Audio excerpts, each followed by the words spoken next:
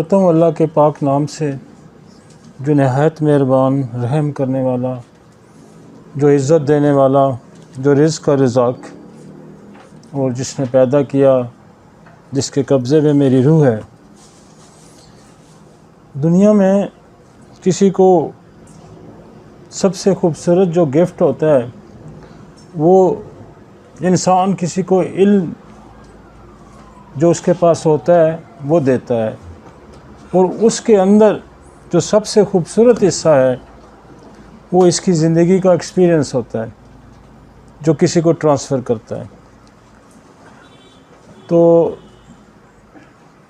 ये बहुत कम लोग हैं।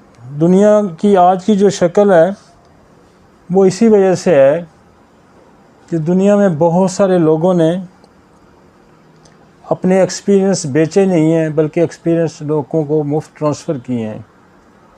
और आज दुनिया की जो शक्ल है उसकी वजह यही है कि अगर वो एक्सपीरियंस ट्रांसफ़र ना करते तो मौजूदा शक्ल जो है तरक्की की, जो इंसान चाँद पे भी उतर जाता है और समंदर की गहराइयों में भी वो पहुंच जाता है, तो उसकी वजह यही है कि हमसे पहले लोगों ने अपने एक्सपीरियंस, अपने मुशाहिदात लोगों तक पहुंचाए।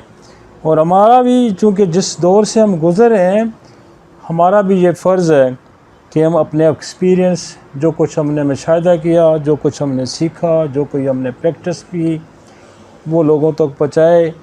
ये पिछले लोगों का हम पे कर्ज़ था, और अगर आप अपने एक्सपीरियंस शेयर करेंगे तो ये कर्ज़ उतारने की इससे बेहतर कोई तरीक़ा नहीं है। और जो बंदा किसी का शुक्र नहीं अदा करता, वो खुदा का शुक्र भी नहीं अदा करता, तो खुदा भी उस पर मज़ीद एहसानात नहीं करता। तो लिहाजा हम शुक्र अदा करते हैं कि हमसे पहले जिन लोगों ने काम किया, और इस बात का हम शुक्र अदा करते हैं कि उन कामों की वजह से हमने अपने एक्सपीरियंस को मज़ीद बढ़ाया। और जो हमने एक्सपीरियंस किया, इसीलिए हम अपने पास रख के नहीं जाना चाहते कि ये बोझ होगा, ये कर्ज़ होगा। और दुनिया में देखें ना, जब इंसान मरता है तो उसका कर्ज़ अगर उतरा ना होता उसका उसको जवाबदेह होता है। तो ये सबसे बड़ा कर्ज़ है कि आपने किसी से एक लफ्ज़ भी सीखा, और वो जो सीखा वो आप पे कर्ज़ था उस बंदे का, और वो कर्ज़ आपने चुकाए बगैर दुनिया से चले गए तो इसका हिसाब होगा पूरा। तो हमें कर्ज़ उतारने हैं, और अपने आने वाले नस्लों के लिए अपने दौर को ऐसे नहीं खाली छोड़ के नहीं जाना, ताकि हमारी भी कंट्रीब्यूशन हो कि हमने भी कुछ काम किया है। हमने ज़िंदगी में बहुत काम किया, 40-50 लाख बंदा देखा, जिस तरह देखा, जो एक्सपीरियंस किया, जो मुशाहिदात किए, वो लोगों तक हम ट्रांसफ़र कर रहे हैं ताकि हमारा कुछ न कुछ कर्ज़ का बोझ उतरे। मैं एक नई सीरीज़ हमने शुरू की थी, और ये जो नई सीरीज़ है ये बिल्कुल होम्योपैथिक पॉइंट ऑफ व्यू से बिल्कुल ही डिफरेंट थी। हालांकि हम ये इलाज करते थे, लेकिन हमें पता नहीं था कि जो हम इलाज कर रहे हैं वो यही है या कुछ और है। तो हमने इसको एक साइंटिफिक वे में होम्योपैथी को कन्वर्ट किया, और गो के इसमें हमारा कोई कमाल नहीं है, ये चीज़ें सारी पहले से मौजूद थी, लेकिन हम उसको सामने लेके आए कि ये सब कुछ हो रहा है, लेकिन इसको बाकायदा किसी साइंस की शक्ल देनी थी, जो हमने कोशिश की, और अल्लाह का शुक्र है कि हम उसको दे रहे हैं। ऑटोइम्यून डिजीज़ दुनिया में लाइलाज समझी जाती हैं। लोग कहते हैं ये नहीं ठीक होती। जो इस वक्त जिस सिस्टम की पूरी दुनिया पे ग्रिप है, वो ये कहते हैं कि ये नहीं ठीक होती। लेकिन हमारे बेशुमार ऐसे लोग हैं जो ऑटोइम्यून को ठीक कर रहे हैं और हो रही हैं, लेकिन एक्सप्रेस नहीं हो रही, पब्लिक में नहीं आ रही थी। जैसे बहुत सारे लोग बालचाल ठीक कर लेते हैं, लेकोडर्मा ठीक कर लेते हैं, सोराइसिस ठीक कर लेते हैं, रूमेटॉइड आर्थराइटिस ठीक कर लेते हैं, लेकिन वो कोई ऐसा बाकायदा से। लेकिन मुझे ये भी खुशी हुई है कि मेरे इस सीरीज़ शुरू करने के बाद चाहे लोगों ने नकल मारी या कुछ भी किया, कुछ ना कुछ इस पे लिखना शुरू हुए। तो ये भी हमारी कामयाबी है और ये भी हमारी सक्सेस है, जो कि बाद लोग होते हैं कि वो ढंग से तो नहीं लिख सकते, लेकिन कम से कम ये चर्चा ज़रूर हो रहा है कि ये इसका हम इलाज कर रहे हैं। तो ये खुदा की मेहरबानी है, उसका एहसान है, और मैं अल्लाह का बड़ा मशकूर हूँ कि वो, और बड़ा शुक्रगुज़ार हूँ कि वो मुझे नए नए रास्ते दिखाता रहता है। और मैं ये समझता हूँ कि अगर हम रुक जाते तो शायद ये रास्ते हमें ना मिलते। इसके बाद मैं एक नई सीरीज़ शुरू करने लगा हूँ, ये हमारी 2-3-4 लेक्चरों में ख़त्म हो जाएगी, और इंशाल्लाह हम एक नई सीरीज़ शुरू करने जा रहे हैं, और जिसको भी पहले किसी ने टच नहीं किया। गो के ज़िक्र है, इस्तेमाल होता है, लेकिन वो इतना डिटेल से किसी ने बात नहीं की। वो है नसोर्स की मैंने सीरीज़ शुरू करनी है अभी, और इंशाल्लाह जो नसोर्स है वो इस वक्त रीढ़ की हड्डी है होम्योपैथी के लिए। दुनिया के किसी सिस्टम के पास नसोड़ नहीं है, सिर्फ वैक्सीन्स हैं कुछ, लेकिन नसोड़ नहीं है। सबसे ज़्यादा नसोड़ जो है वो होम्योपैथी, और सबसे ज़्यादा नसोर्स के रिज़ल्ट होम्योपैथी ले रही है। तो हम इंशाल्लाह इसकी एक डिटेल सीरीज़ शुरू करने लगा हूँ। मैं सारे नसोड़ कोशिश में करूँगा कि उनको बारी बारी हम डिस्कस करें और उसकी अफादियत लोगों तक पहुँचाएँ। और मुझे उम्मीद है जब जो मेरी नसोड़ की सीरीज़ भी आएगी तो एक और तहलका मचेगा, और होम्योपैथी के लिए एक नई राह निकलेगी कि किस तरह से डिजीज़ को कंट्रोल किया जाता है, किस तरह से डिजीज़ को उसका ड्यूरेशन जो है वो शॉर्ट हम कर सकते हैं, किस तरह से हम उसको कॉम्प्लिकेशन से बचा सकते हैं। क्योंकि मेरी एक बड़ी लंबी सीरीज़ थी, वो शायद अभी अवेलेबल नहीं है, लेकिन मैंने वो 32-37 घंटे की सीरीज़ थी मेरी सप्रेशन की। तो मैं नसोर्स के जब मैं डिस्कस करूँगा तो साथ साथ मैं सप्रेशन को भी डिस्कस करूँगा। तो बहुत सारे हलकों का ये डिमांड थी कि नसोड़ पे बात नहीं होती, और कोई बंदा नसोड़ पे इतनी ग्रिप नहीं रखता। तो हमारी तो बेशुमार जितनी भी ज़्यादातर प्रैक्टिस है उसका बहुत सारा इन्हिसार नसोड़ पे है। तो इंशाल्लाह हम नसोड़ पे बात करेंगे, और वर्ल्ड वाइड इसकी अफादियत से भी लोगों को रोशनास कराएंगे कि ये नसोड़ जो है ये कितनी इलाज में कितनी अहमियत रखती है। दुनिया में बेशुमार बीमारियों को रोका गया, वैक्सीन के ज़रिए रोका गया, लेकिन ये वैक्सीन से कई हज़ार दर्जा एक स्टेप है जो नसोर्स का है। तो इंशाल्लाह जब हम नसोड़ पे बात करेंगे तो इसको बड़ा डिटेल डिस्कस करेंगे। हम सारे नसोड़ कोशिश में करूँगा, चाहे वो मुझे साल भी लग जाए, 6 महीने भी लग जाए, साल भी लग जाए, तो हम उस सीरीज़ को शुरू करेंगे। जैसे इस सीरीज़ को भी शुरू किए हुए मैं तकरीबन साल से ज़्यादा हो गया है। तो इंशाल्लाह वो सीरीज़ भी हम शुरू करेंगे, और सारे नसोड़ हम करेंगे, चाहे वो सिफिलिस है, चाहे वो सोरा है, साइकोसिस है, ट्यूबरकुलोसिस है, एच पेलोरी है, क्लैमिडिया है, जितने भी नसोर्स हमारे हैं सैकड़ों के हिसाब से बन के हैं अब। तो हमने इस पे काम भी बहुत किया हुआ है। तो इंशाल्लाह आपको एक नई एक नए इल्म से हम इब्तिदा करेंगे। वो कि उसकी प्रैक्टिस सारी जगह दुनिया में हो रही है, लेकिन बाकायदा से उसको एक्सप्रेस कोई नहीं कर रहा। तो मैं इंशाल्लाह उस पर भी बड़ी डिटेल बात करूँगा। आज जो मेरे पास लेक्चर है वो मेरी कंटिन्यूटी है ऑटोइम्यून डिजीज़ की, और ये भी बड़ी एक आम आज टॉपिक है मेरे पास, जिसको कहते हैं विटोलिगो, जिसको कहते हैं लेकोडर्मा, जिसको कहते हैं बर्स, जिसको कहते हैं वाइट पैचेस। तो इस पे मैं बात करूँगा, और इंशाल्लाह बड़ा अच्छी डिटेल से बात करेंगे। और लेक्चर्स ये भी लोग, इससे भी लोग बड़े मुतासर हैं, और बहुत ज़्यादा साइकोलॉजिकली भी बड़े लोग इससे अफेक्ट करते हैं। जिसको लेकोडर्मा या विटोलिगो होता है उसकी सोशल लाइफ बड़ी डिस्टर्ब होती है। तो हम इस पे भी बात आज बड़ी डिटेल करूँगा मैं। और इससे पहले मेरे पास फ्रोज़म है 202, हम उस पे बात करते हैं। 9202 हनीमन ने जो भी लफ्ज़ लिखे हैं बड़े ही खूबसूरत लिखे हैं, और ऑर्गेनन को पढ़ के बड़ा ही मज़ा आता है। पिछला फ्रोज़म में मैंने बहुत खूबसूरत फ्रोज़म था जो हमारा पिछला था, और उसमें उन लोगों के लिए वो बड़ा ज़रूरी था जो लोग कहते हैं कि हम अलामात का इलाज करते हैं, हम डिज़ीज़ का इलाज नहीं करते। तो पिछला फ्रोज़म जो 201 था वो बड़ा ही खूबसूरत फ्रोज़म था, आपने सुना होगा।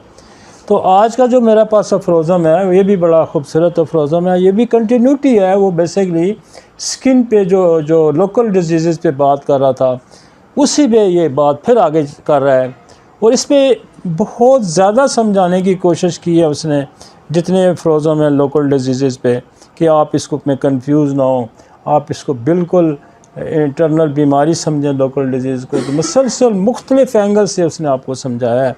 तो आज फिर वो इस पे बात करना चाह रहा है। कहता है कि अगर पुराने स्कूल के तबीब, जो पुराने थॉट्स के लोग हैं, ये सोच कर अद्वियात को बैरूनी इस्तेमाल से मर्ज़ का मुकम्मल तौर पर ख़ात्मा हो जाएगा, वो ये सोच कर इलाज करते थे या करते हैं भी, अभी भी वो पुरानी सोच मौजूद है कि हम लोकल एप्लीकेशन करेंगे, मरहम पट्टियाँ लगाएंगे तो हमारी बीमारी जो है उसका कुल ही ख़ात्मा हो जाएगा। फिर कुदरत इस नुकसान को, वो कहते हैं, वो ऐसा कहते हैं और करते हैं, लेकिन कुदरत क्या करती है? फिर कुदरत इस नुकसान को दूर करने के लिए अंदरूनी दबी हुई बीमारी और दूसरी अलामात जो माजी में बिल्कुल मख्फी थी, हमरा मकामी बीमारी के उबार देती है। वो कहता है जब लोकल डिजीज़, लोकल एप्लीकेशन से जब आप ख़त्म करते हैं तो इंटरनल बीमारी और ऊद कर आएगी, और जो एक्सटर्नल आपकी सिम्टम थी वो भी और मज़ीद उभर के आएंगी, बिगड़ जाएगी। कानून फितरत है कि जब आप किसी को दबाने की कोशिश करेंगे तो वो चीज़ किसी ने जब तक एलिमिनेट नहीं होगी, जब तक ख़त्म नहीं होगी, उसने वापस लौट के आना है। हमारा मकामी और ये कहा जा सकता है कि इस तरह से ये अंदरूनी बीमारी मज़ीद बढ़ा देती है, अंदरूनी बीमारी को भी मज़ीद बढ़ा देती है। और जब ऐसा होता है तो अक्सर इस तरह कहा जाता है और गलत कहा जाता है। वो कहते हैं जब ऐसा होता है तो इस तरह कहा जाता है कि हम मकामी बीमारी को ठीक करने की सलाहियत है, बिल्कुल गलत कहा जाता है। ये इनकरेक्ट है, ये दुरुस्त नहीं है। दुरुस्त क्या है? लेकिन हकीकतन बैरूनी अद्वियात मकामी बीमारी को जिस्म के अंदर या असाब की तरफ धकेल देती है। बात आपको समझ आई कि वो अंदर धकेल देती हैं बीमारी को। जब वो अंदर धकेल देंगी तो फिर मौत का, जो इंसान की जो मरने का या उसकी नुकसान का अंदेशा मज़ीद बढ़ जाता है। पिछले अफरोज़ों में उसने ये कहा था कि जब वाइटल फोर्स बीमारी को ठीक नहीं कर सकती तो वो कोशिश ये करती है कि बीमारी को सतह पे ऐसी जगह ले आए जिससे ज़िंदगी को ख़तरा ना हो।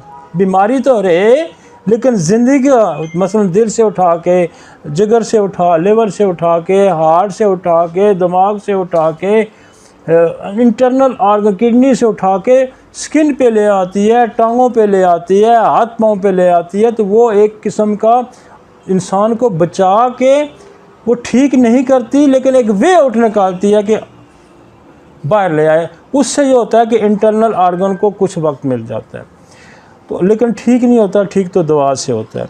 तो उसमें उसने कहा कि जैसे ख़ारिश है, तो ख़ारिश जब तक ठीक नहीं होगी जब तक आप सोरा को ठीक नहीं करते। जैसे वो कहता है और मेल ऑर्गन पे या जेनिटल ऑर्गन्स पे कोई ज़ख़म है तो वो ज़ख़म उस वक्त तक सही ठीक नहीं होता जब तक वो सिफिलिस ठीक नहीं होता। वार्ड्स हैं तो वार्ड्स उस वक्त तक ठीक नहीं होते जिस वक्त तक साइकोसिस ठीक नहीं होता। अब मुझे ये बताएं कि सिफिलिस क्या है, साइकोसिस क्या है, ये बीमारियां हैं या कोई और चीज़ है? तो ये गोरख धंधा, हर डिज़ीज़ अपनी अलामात पैदा करती है। इसीलिए अफरोज़म नंबर 3 ये कहता है कि अलामात के पीछे बीमारी है और बीमारी के पीछे कोई वजह है। लाएं जी, टॉपिक लाएं। समझ आ गई आपको?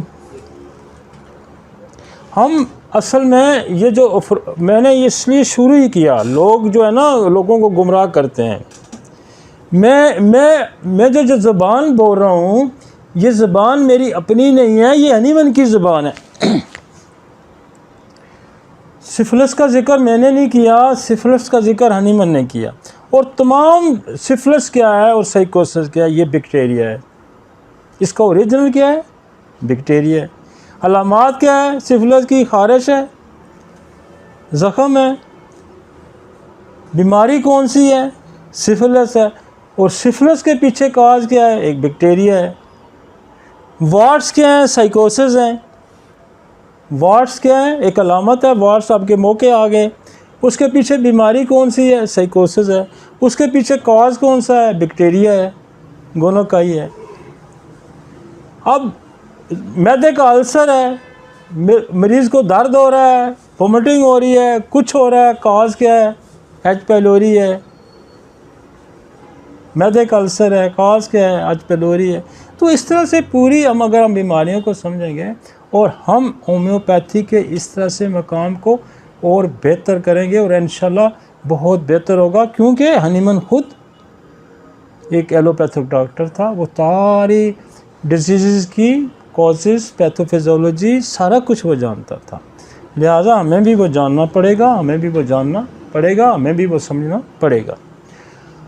आज जो मेरे पास टॉपिक है वो है विटिलिगो बर्स, इसको लेकोडर्मा भी कहते हैं। पुरानी किताबों में स्किन पे वाइट स्पॉट का जिक्र है, और वाइट स्पॉट जो हैं यही है। हम पहले ये समझना चाहते हैं कि एक नॉर्मल फंक्शन हमारा जो स्किन का, जैसे सोराइसिस में मैंने बयान किया, हमारा जो नॉर्मल फंक्शंस है वो पहले हम समझेंगे, और उसके बाद हम देखेंगे जब इसमें ख़राबी आएगी तो फिर क्या होगा। लाइन जी ज़रा मुझे स्लाइड वो दिखा दें ज़रा, कि हम आपको वो नॉर्मल फंक्शन दिखाते हैं कि ये है मेलानसाइट। मेलानसाइट क्या है कि ये वो सेल है जो हमारे स्किन के अंदर होता है, और ये हमारी जो अपर वाली लेयर है उसके जो नीचे वाली लेयर है उसके नीचे ये, उसके अंदर ये पड़ा होता है। इसको कहते हैं मेलानोसाइट्स। ये वो सेल है जिसका काम क्या है कि ये इसके अंदर न्यूक्लियस है। हर सेल के अंदर एक न्यूक्लियस होता है और उसके डिफरेंट फंक्शंस होते हैं। हर सेल के अंदर, ये स्किन के अंदर का एक सेल है, ये स्किन की जो नीचे वाली दरमियान वाली लेयर है उसके नीचे पड़ा होता है, और इसको मेलानोसाइट इसका नाम है। ये इसका स्ट्रक्चर है। ये जो इसके विंग्स है ना, ये बहुत ज़्यादा होते हैं। यहाँ कम दिखाए गए समझाने के लिए। ये तकरीबन 36-35 इसके करीब ये होते हैं। इनको डेंड्राइट कहते हैं। ये बेसिकली सेल का न्यूक्लियस है। ये पूरा सेल है, इसका ये न्यूक्लियस है। न्यूक्लियस के अंदर डीएनए बना है। डीएनए एक प्रोग्राम देता है। ये इस सेल के अंदर जो डीएनए पड़ा है वो ये प्रोग्राम देता है कि हमारे स्किन का कलर ये चेंज करेगा। वो डीएनए की सारी इंफॉर्मेशन जो है वो बाहर यहाँ आएगी सेल के बाहर। स्किन का कलर का काम क्या है कि ये आपको छांव देता है। छांव, स्किन जो है ये बेसिकली वाइट है, तो इसको ये कलर देने का मकसद ये है कि आपको एक छांव मैसर करना, एक डार्क एरिया मैसर करना। उसका काम यह है कि जब सूरज की रोशनी जिसमें अल्ट्रा वायलेट रेज़ होती हैं, वो अल्ट्रा वायलेट रेज़ अगर ये इस पे पड़ें तो ये इसको डैमेज कर देगा, और डैमेज करके इसको कैंसर भी बना सकता है और उसकी लाइफ थ्रेटन भी हो सकता है, और लाइफ थ्रेटन है। इसलिए नेचर ने अल्ट्रा वायलेट रेज़ को एक ख़ास मिकदार तक आपकी बॉडी को देने के लिए जो उसकी ज़रूरत है उसके लिए उसने रखा है। लिहाजा उसने ये स्किन का कलर चेंज किया, डार्क किया, ताकि छाँव रहे और जो ये न्यूक्लियस है ये प्रोटेक्ट रहे। ये जो डीएनए उसकी प्रोटेक्शन के लिए उसने स्किन पे एक कलर दिया। कलर का मतलब ये है कि एक आपको छाँव देना, आपको नज़र भी आए, और छाँव में आपको नज़र तो आता है लेकिन डायरेक्ट उस पर वो हिट नहीं करता। तो ये एक इन्फॉर्मेशन बनाएगा डीएनए, और डीएनए इन्फॉर्मेशन बना के क्या करता है कि ये एक मेलानोसोम, ये पैकेट है आपको नज़र आ रहे हैं, ये ब्लू मेलानोसोम, ये पैकेट ये हैं, ये छोटे छोटे पैकेट, इनके अंदर मेलानिन होता है। मेलानिन क्या है? ये कलर है। ये इन्फॉर्मेशन, ये मेलानिन इसके अंदर बनती है। मेलानिन क्या है? कलर है, ब्लैक कलर है, स्याही है। ये स्याही इसके अंदर बनती है, और फिर ये आके यहाँ आती है। ये जो डेंड्राइट है, ये ट्यूब है, ये ट्यूब में आके यहाँ एक सेल और होगा जिसे केराटिनोसाइट सेल कहते हैं, ये उसके अंदर ट्रांसफ़र करेगा। समझ आ गई आपको? ये उसके अंदर ट्रांसफ़र करेगा। आप इसका जो हमारी स्किन की प्रोटेक्शन में बहुत सारी और भी चीज़ें हैं, लेकिन ये जो मेलानिन है इसकी प्रोटेक्शन अल्ट्रा वायलेट रेज की है, या बहुत सारा कोई और एक्सपोजर है वो डायरेक्ट आपको उससे ये रोकता है। खुदा ने अल्ट्रा वायलेट रेज के लिए ये प्रोटेक्ट किया कि एक कुछ मिकदार में आपको मिले, पूरी ना आए ताकि आपको जला के ना रख दे। तो अगर ये स्किन ना होती तो इंसान जल जाता, बर्न हो जाता। तो लिहाजा ये कलर इसलिए दिया कि आपको एक दरख्त दे दिया, एक छाँव दे दी। समझ आ गई? अब अगली स्लाइड ज़रा दिखाएं। अब आप देखेंगे ये सेल है, उसकी पिक्चर एक और आ गई। देखा ये सेल, ये उसके अंदर न्यूक्लियस नज़र आ रहा है, और ये देखें इसके ट्यूब शाखें निकल रही हैं। शाखों के अंदर ये देखें कि ये मेलानोसोम है, ये वाले नज़र आ रहे हैं ये। और ये जो है ये जाके हमारी ऊपर सरफेस से नीचे एक हमारी अपर लेयर है, सरफेस के नीचे एक लेयर है जिसके अंदर एक और सेल्स हैं। ये जो इन्फॉर्मेशन है, ये जो स्याही है, ये केराटिनोसाइट्स के अंदर जो सेल है ना, केराटिनोसाइट, इसके अंदर ये ट्रांसफ़र कर देगा। और ये कि देखें केराटिनोसाइट हैं, ये जो डार्क आपको नज़र आ रहा है ना, ये छोटे छोटे ये स्किन में इसने कलर दे दिया। ये हमारे एशियंस का और ब्लैकिश जो होते हैं हमारे अफ्रीकन वगैरह, ब्लैकिश स्किन ये है और एशियन स्किन ये है। और यही काम इधर भी हो रहा है सेम, लेकिन ये गोरों की स्किन है, ये ज़रा लाइट है और ये डार्क है। अब नेचर ने ऐसा किया कि एशियन में भी देखें डार्क ज़्यादा क्यों रखी और गोरों में लाइट क्यों रखी। यहाँ सूरज बहुत कम निकलता है वेदर के हिसाब से। तो जो हमारे एरिया जो जहाँ अफ्रीका का एरिया है या एशिया का एरिया, यहाँ एक्सपोजर ज़्यादा, उसने बाई नेचर ली यहाँ स्किन डार्क रखी। समझ आई? खुदा ने मौसमों के इलाकों के हिसाब से भी इंसानों की उसको प्रोटेक्शन दी कि यहाँ सूरज की रोशनी ज़्यादा पड़ती है, अल्ट्रा वायलेट ज़्यादा हिट करती हैं, लिहाजा इस स्किन को ज़्यादा डार्क रखा है। और इधर क्या? हल्का डार्क। समझिए? तो ये एक मैकेनिज़्म आपने समझा हमारा। एक ये हज़ारों की तादाद में सेल है, ये हज़ारों की तादाद में सेल है। अब ऑटोइम्यून डिजीज़ में क्या होगा कि आपका इम्यून सिस्टम एक्टिव हुआ किसी भी बीमारी के ख़िलाफ़, किसी भी बीमारी के ख़िलाफ़, उसने उस जरासीम को मारने की कोशिश की। और उसमें क्या होता है, जो अटैक करता है वो हमारा टी सेल है, बी सेल है, मैक्रोफेजेस हैं, जो फाइट करने वाली एक पूरी फ़ौज है जो उसके ख़िलाफ़ लड़ती है। और वो मिस्टेकनली भी क्या करता है कि मेलानोसाइट पे अटैक कर देता है। जब मेलानोसाइट पे अटैक करेगा तो ये सेल डिस्ट्रॉय हो जाएगा, तो फिर ये स्याही बनने का अमल रुक जाएगा। और हमारी ये जो सरफेस है जो डार्क कलर की है, ये वाइट पैचेस, जितने जितने सेल मरते जाएंगे इतनी वाइटेस्ट ऊपर आगे। समझिए? अब हमने तो ये मैकेनिज़्म हमने ये समझ लिया, और हमने ये भी समझ लिया कि what is the autoimmune disease.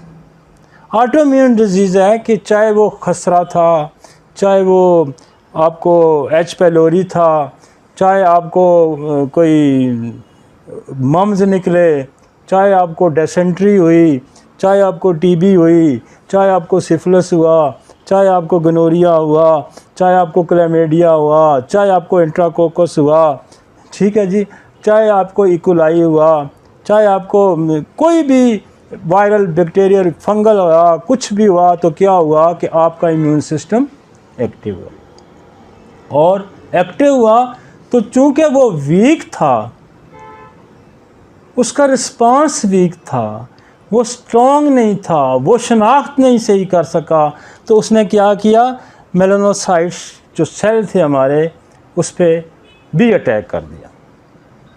जहाँ उसने फॉरेन बॉडी को मारा, उसने इसको भी मारा। जब जितने जितने ये मारता जाएगा उतने उतना हमारा एरिया, जहाँ जहाँ के ये नीचे मरते जाएंगे, वो एरिया जो है ना कलर देना छोड़ देगा। इतनी समझ आ गई जी, आसान थी।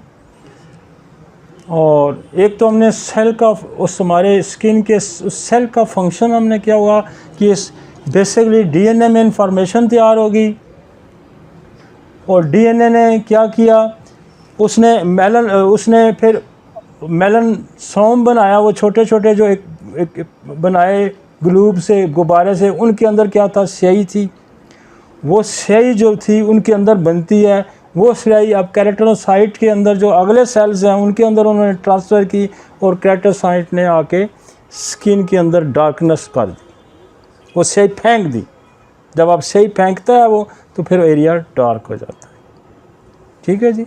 और ये प्रोडक्शन का सेल का, ये सेल मरते हैं और बनते हैं और बनते हैं, ये प्रोसेस हो रहा है। अब जब ये प्रोसेस, ये नॉर्मल प्रोसेस, इसलिए लोग कहते हैं ना जी कि एनाटॉमी फिजियोलॉजी क्या ज़रूरत है, मटीरियल मेडिकल जात, क्योंकि ज़रा मुश्किल काम है।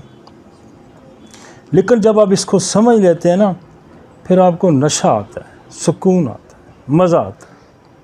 एक नॉर्मल फिजियोलॉजी, फिर एनाटॉमी आपने समझ ली, फिर जब अब नॉर्मल होगी, तो मैंने सोराइसिस भी बड़े आसान तरीके से समझाई, और ये मैंने बड़े आसान तरीके, मेरे बच्चे को भी मैं समझाऊंगा, ज़िंदगी में कभी नहीं भूलेगा।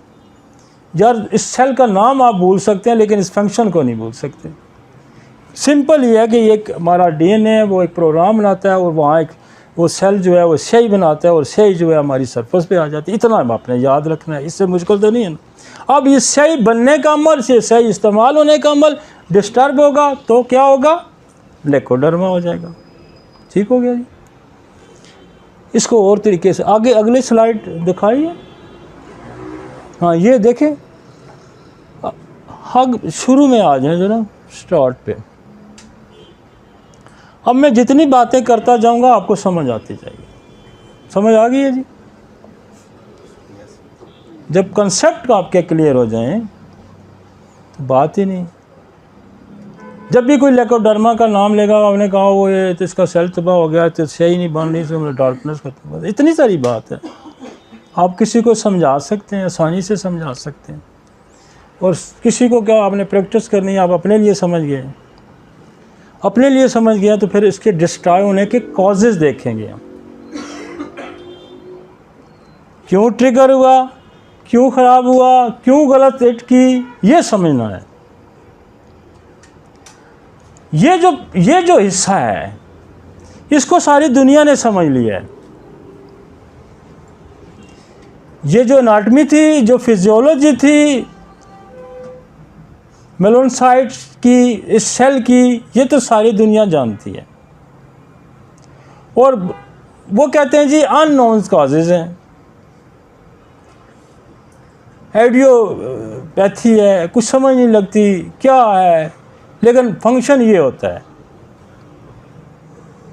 होता ही। दुनिया बहुत सारी वैक्सीनेटेड है। मेरा 99% लोग वैक्सीनेटेड हैं किसी न किसी अंदाज। लिहाजा सबसे बड़ी वजह तो ये है कि वैक्सीनेशन ने जब होती है तो आपका इम्यून सिस्टम एक्टिवेट होता है। मसलन कोरोना के ख़िलाफ़ होगी, मीज़ल के ख़िलाफ़ होगी, मम्स के ख़िलाफ़ होगी, टीबी के ख़िलाफ़ होगी। ठीक है ना। तो एक्टिवेट हुआ। जब तक एक्टिवेट नहीं हुआ ऑटोइम्यून डिजीज़ पैदा नहीं हो सकती। जब वो एक्टिवेट हुआ, अब एक्टिवेट तो हुआ क्योंकि आपको बेशुमार बैक्टीरिया से रोज़ फेस करना है, बेशुमार वायरस से रोज़ आपने फेस करना है, तो वो आपकी बॉडी के अंदर इंटर हो रहे हैं। तो खुदा ने एक निज़ाम पैदा किया है उसको रोकने के लिए, जिसको मैं बड़ा डिटेल ज़िक्र करता हूँ। हमारी स्किन है, हमारा म्यूकस मेम्ब्रेन, अल्टीमेटली हमारे पास डिफेंस जो है हमारा ब्लड है, और ब्लड के अंदर वाइट ब्लड सेल है, और वाइट ब्लड सेल के अंदर मैक्रोफेजेस हैं, टी सेल है, बी सेल है। ठीक है जी, जिनका रोल है, जिनका फंक्शन। ये तो मैं बार बार इसलिए पक्का कर रहा हूँ ताकि आपको ज़िंदगी भर कभी भूले ना। लेकिन कुछ भी ना याद है तो इतना तो ज़रूर याद रहना चाहिए कि हमारा इम्यून सिस्टम किसी मतलब कोई बॉर्डर पे जंग हो जाती है तो हमारी फ़ौजी दौड़ते हैं जंग के लिए, बॉर्डर पे दौड़ रहे हैं, तो करते उस फ़ौजियों को मारने की गलती से अपने भी 4-6 बंदे मार लेते हैं। जैसे कोई गांव में लड़ाई हो जाती है तो दुश्मन को मारते मारते अपने बंदे भी मारे जाते हैं। तो ये बिल्कुल ऐन इसी तरह, ये लॉ ऑफ नेचर है। अब वो कहता है विटिलिगो है क्या, इसकी एक तारीफ और देखते हैं हम। अक्रोनिक ऑटोइम्यून डिसऑर्डर है। जब भी बर्स का नाम आएगा, लेकोडर्मा का नाम आएगा, तो ये जहन में रखें कि ये जो बीमारी है ये ऑटोइम्यून। और ऑटोइम्यून की डेफिनेशन है वो मैं बेशुमार दफ़ा बार बार रिपीट करता रहता हूँ। That's cause patches of the skin loss pigment और कलर। वो जो कलर है, वो पिगमेंटेशन है, उसको वो लॉस हो जाती है, नहीं होती तो वहाँ पैचेस आते हैं। ये इतना समझ लें इसकी तारीफ़ के वो। और डीप तारीफ़ तो मैंने आपको पहले बता दी कि वो जो सेल ने कलर बनाना था, वो सेल ही बेचारा गायब हो गया। जब वो कुछ रहा ही नहीं तो फिर उसने कलर कहाँ से बनाना था। तो वो ओरिजिनली उसका ओरिजिन जहाँ से था, जिसमें कलर बनना था, वो तबाह हो गया। तो लिहाजा स्किन का कलर हो ही नहीं सकता। This happen when the melanocyte skin cell that make pigment are attacked and destroy causing the skin to turn a milky white. वो कहता है कि ये जब सेल मर जाएगा, तबाह हो जाएगा, सोर्स ही नहीं रहा, घर में कमाने वाला ही नहीं रहा, तो फिर बुखार मरेगा ना, मर जाएगा। एक चीज़ मिल नहीं रही तो फिर क्या होगा, उसका सोर्स ही ख़त्म हो गया। तो ये समझे। अगली स्लाइड जी, अगली स्लाइड।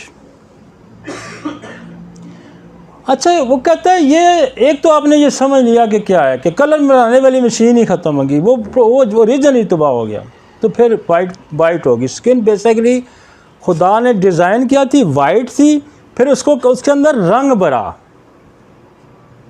बेसिकली जो आपको लेकोडर्मा के पैचेस नज़र आते हैं ना, बेसिकली ये पहले स्किन डिज़ाइन हुई और फिर उसकी अल्ट्रावायलेट रेड की प्रैक्टिस के लिए उसको अंदर कलर भरा। कलर जो था उसको आप ये समझें कि एक छाँव है, जिस छाँव के अंदर आप प्रोटेक्ट हो रहे हैं, ठीक है। तो वो वाइट स्किन जो पहले डिज़ाइन हुई थी वो सामने आ गई, ठीक है जी। इसकी मैं जितनी भी डिटेल आपको आगे समझाता जाऊंगा आपको, लेकिन इसकी ये कम्प्लेक्स डिजीज़ इसलिए उसने कहा है कि जिन लोगों को सोराइसिस हो गया है, सोराइसिस भी ऑटोइम्यून डिजीज़ है, उनको भी विटिलिगो हो सकती है। SLE वालों को भी विटिलिगो हो सकती है। एलोपेशिया रेक्टा वालों को भी हो सकती है। अब ये जो स्किन का कलर है ना, ये मुझे एक तस्वीर वो भी दिखाए ना, हेलो, एक तस्वीर अगली भी दिखाओ। स्किन का जो कलर है, ये कलर यही सेल जो है ना हमारा, ये बालों को भी कलर देता है।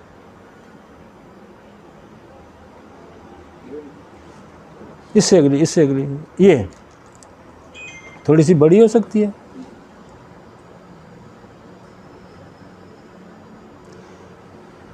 ये वो ट्यूब्स है जहाँ ये बाल यहाँ से निकलेगा।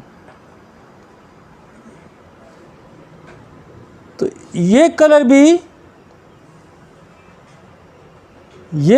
यही सेल का रोल है कि ये बाल की जो नीचे जड़ है उसको भी यही कलर देता है। यहाँ भी ये सेल मौजूद है, मेलानोसाइट्स और केराटिनोसाइट्स ये यहाँ मौजूद है। और ये हेयर को ये देखो ना, ये है वो बल्ब्स हैं। यहाँ भी उसने सेपरेट करके भी दिखाया है।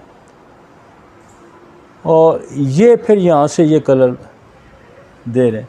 तो एक तो स्किन को भी इसने कलर देना है और फिर बालों को भी इसी ने कलर देना है। तो चूँकि जब एज हो जाती है तो फिर बाल का ये जो कमज़ोर भी होना जाता है, लेकिन स्किन को फिर भी ये पहले कलर चेंज हो जाता है। लेकिन इसकी इतनी शायद उसने अहमियत नहीं जानी और इसको उसने इतनी अहमियत नहीं दी नेचर ने। लेकिन इसको फिर भी जब इंसान एक एज तक उसके बाल ब्लैक होते हैं, वो भी एक प्रोटेक्शन होती है। लेकिन उसके नीचे जो स्किन है उसका कलर फिर भी ब्लैक है। किसी के बाल सफ़ेद भी हो गए तो नीचे स्किन का कलर ब्लैक ही है, वो ज़्यादा स्ट्रॉन्ग बना के बेच रहा होता है स्याही उधर स्किन पे, और बालों में थोड़ी कम आ रही होती है। ठीक हो गया जी, दोनों चीज़ें समझ ली आप, आगे चलें, वापस आ जाए।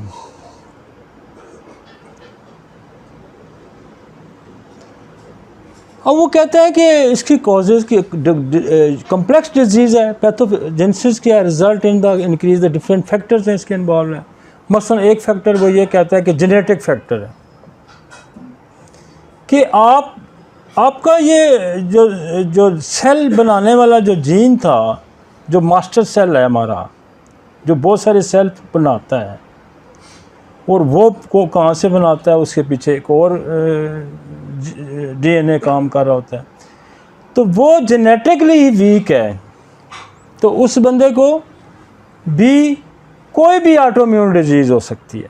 उसको सोराइसिस भी हो सकता है, उसको लेकोडर्मा भी हो सकता है, उसको एलोपेशिया भी हो सकता है, उसको कोई भी डिजीज़ हो सकती है। लेकिन जो जेनेटिक वीकनेस है उसको आपने जानना है, वो जानेंगे आप उसकी हिस्ट्री से। मसलन किसी की टीबी थी, किसी को कैंसर था, किसी को सिफिलिस था, ये आपकी फैमिली की हिस्ट्री में थी। तो कुछ चीज़ें तो हम हिस्ट्री से हमें मिल भी जाती हैं, और कुछ हम खुद भी अंदाज़े लगाते हैं कि यार हमें अंदाज़ा होता है कि ये जो फैक्टर्स हैं जीन्स को कमज़ोर करने वाला, ये कौन कौन से फैक्टर हैं। मतलब टीबी बहुत बड़ा फैक्टर, ये मेरा क्लिनिकल एक्सपीरियंस है पिछले 30 साल से। हमने टीबी के कॉम्प्लिकेशन बहुत ज़्यादा देखी। बच्चों में टॉन्सिल्स हैं, सोराइसिस है, कैंसर है। मतलब मैं ये समझता हूँ कि शायद 20 to 30% टीबी का बड़ा रोल है, और टीबी ऑल ओवर वर्ल्ड बहुत रही है, और हमारे खित्ते में तो अभी भी है, एरेडिकेट नहीं हुई, अभी भी चल रही है। तो नस्ल दर नस्ल टीबी की वजह से ये जीन्स वीक हुए, जेनेटिकली सिफिलिस ने वीक किए, साइकोसिस ने वीक किए, कैंसर की हिस्ट्री ने वीक किए। तो मैं ये समझता हूँ कि अब मेरी जितनी प्रैक्टिस है, अब तो हमने इसको और खोल दिया है, लेकिन मेरी अगर आज से 5, 7, 10 साल पहले की जितनी भी प्रैक्टिस थी, वो प्रैक्टिस इन 3, 4, 5 म्याज़म के गिर्द ही घूमती रही है, और हमने बेशुमार मरीज़ देखा, बेशुमार मरीज़ देखा मैंने। अब तो हमने इसको और खोल दिया, अब तो एच पेलोरी भी आ गया, क्लेमेडिया भी आ गया, और बेशुमार मसाइल और भी हमने शुरू कर दिए। तो हमारी प्रैक्टिस, आप यकीन माने कि हमें तो समझ नहीं, मेरी प्रैक्टिस का तो राज भी यही है, मेरी प्रैक्टिस का तो राज भी यही है कि आप ये वायरल, बैक्टीरियल और जो फंगल पैरासाइट की कॉम्प्लिकेशन को आप समझ लें, आप सारी रेपर्टरी हिफज कर लें, आप सारा मटीरियल मेडिका हिफज कर लें, आप 10% से ज़्यादा रिज़ल्ट नहीं ले सकते। ये मैंने अपनी प्रैक्टिस का निचोड़ निकाला है। जब तक आप इसके रूट के अंदर म्याज़म को नहीं तलाश करेंगे, आप नहीं निकाल सकते। और मेरा यहाँ रजिस्टर पड़े होंगे, जो पहली दफ़ा हमने 93 में क्लिनिक स्टार्ट किया था, तो उसमें भी आपको ट्यूबरकुलोनियम और बेसिलियम मिलेगी, उसमें भी आपको सिफिलिनियम मिलेगी। तो शुक्र अल्हम्दुलिल्लाह, मैं अल्लाह का बहुत एहसान है कि मेरी प्रैक्टिस, लोग मुझे कहते थे कि यार होम्योपैथी की तो प्रैक्टिस चलती नहीं, तो हम पहले 6 महीने में 50 पेशेंट मैंने देखे रोज़ के। अगले साल तक मैं 100 क्रॉस कर गया था, और फिर ये खुदा ने ये तसलसल अभी तक टूटा नहीं। मैं रात भी 434 पेशेंट देख के उठा हूँ। तो इसके पीछे स्टोरी क्या है, इसके पीछे कहानी क्या है? इसके पीछे कहानी यही है कि हमने बीमारियों को समझा, हमने दवाइयों को समझा, और हमने इन म्याज़म को समझा। जब तक आप इन म्याज़म को नहीं समझेंगे, आप ये सारी फिजियोलॉजी, पैथोफिजियोलॉजी नहीं समझेंगे, तो आप नहीं ठीक। अब वो कहते हैं ऑक्सीडेटिव स्ट्रेस भी एक आता है, पहले तो जेनेटिक स्ट्रेस आ गया। ऑक्सीडेटिव स्ट्रेस क्या है? आपके बॉडी के अंदर ऑक्सीडेशन का अमल है। ऑक्सीडेशन का अमल ये है कि जैसे जंग लगना होता है, this is the oxidation. Body के अंदर प्योरीफाइड सेल को रखना, मॉलिक्यूल्स को रखना, चीज़ों को दुरुस्त रखना, दिस इज़ द ऑक्सीडेशन। ये ऑक्सीडेशन का अमल जो अंदर जंग लगने का, जैसे आप सेब काट के थोड़ी देर रखेंगे ना, फिर वो काला हो जाएगा। इस जंग रंगने के अमल को रोकता है ऑक्सीडेशन। जैसे हमारी सेलेनियम बहुत अच्छी ऑक्सीडेटेड है, सेलेनियम, ट्यूबरक्लोनियम। तो एंटी ऑक्सीडेशन स्ट्रेस भी आके ये सेल के अंदर ख़राबी पैदा कर सकता है। और फिर साइकोलॉजिकल स्ट्रेस, साइकोलॉजिकल स्ट्रेस जो होता है वो कुछ भी कर सकता है, वो कुछ भी कर सकता है। और ये जिसको हो भी जाती है ना, ये मर्ज जिसको हो भी जाता है, वो बेचारा साइकोलॉजी की बड़ा डिप्रेस हो जाता है, और वो बिल्कुल जो है ना उस पर और बुरे असरात पड़ते हैं, और ये और फिर फैलना शुरू हो जाती है। Vitiligo patients show a high risk of developing psychiatric disorder, in particular anxiety and depression, which may be the psychology consequence of social embarrassment and aggravating factor of the skin disease. ये stress बढ़ा भी देगा, stress इसको भी बढ़ा देगा। ठीक है जी, आगे चलते हैं। ये उसने एक पिक्चर आपको दी है, टाइप ऑफ कि फोकल है, कुछ एरिया, थोड़ा एरिया, ज़्यादा एरिया, लेकिन मैकेनिज़्म वही है, मैकेनिज़्म वही। आगे चलें जी।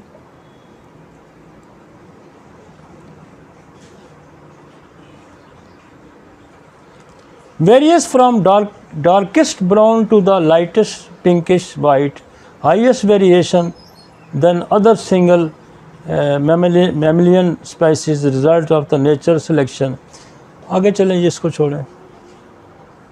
एक मिनट वापस ले जाएं, एक मिनट वापस। Evaluate the primary regulate the amount of ultraviolet radiation penetrating the skin, controlling its biochemical factors। उसने फिर ये बात कही जो मैं पहले भी कहा जाता कि इसका मकसद ये है कि आपकी अल्ट्रावायलेट रेज़ को रोकना है, अल्ट्रावायलेट रेज़ से इसको बचाना है। और मेरे कई दोस्त जाते हैं, K2 पे भी जाते हैं, मैं खुद भी बड़ा पुराना हाइकर हूँ, बहुत ज़्यादा हाइकिंग करता हूँ। तो जब ये K2 के या उधर जाते हैं तो इनकी स्किन आते हैं तो ब्लैक हुई होती है, उड़ जाती है। तो वो क्या होता है, अल्ट्रावायलेट रेज़ चूँकि वहाँ ज़्यादा पड़ी होती हैं तो इसको वो ब्रेक कर देती हैं। और ये अल्ट्रावायलेट रेज़ अगर आपको ज़्यादा कम मिले तभी ज़िंदगी को ख़तरा है, तो ना मिले तभी ज़िंदगी को ख़तरा है, तो ज़्यादा मिले तो तभी ख़तरा है। तो खुदा ने इसको इत्तदाल करने के लिए आपकी स्किन का रंग दिया, आपकी स्किन को, आपकी जिस्म को छाँव मैसर की। उस छाँव की वजह से आपकी अल्ट्रावायलेट रेज़ की प्रोटेक्शन है। आगे चलते हैं जी। मेलानिन क्या है? मेलानिन बेसिकली एक सब्सटेंस है जो कलर है, बेसिकली ये स्याही है। कहाँ प्रोड्यूस होती है? मेलानोसाइट और मेलानोसोम। मेलानोसाइट सेल है और उससे मेलानोसोम। ये बार बार आपको समझाने की कोशिश कर रहा है कि आप कहीं भूल ना जाएं। आगे चलते हैं जी, आगे चलें जी, आगे चलें। मैंने कॉजेटिव फैक्टर आपको लिखवाए थे, वो दिखवा दें। आगे चलते हैं।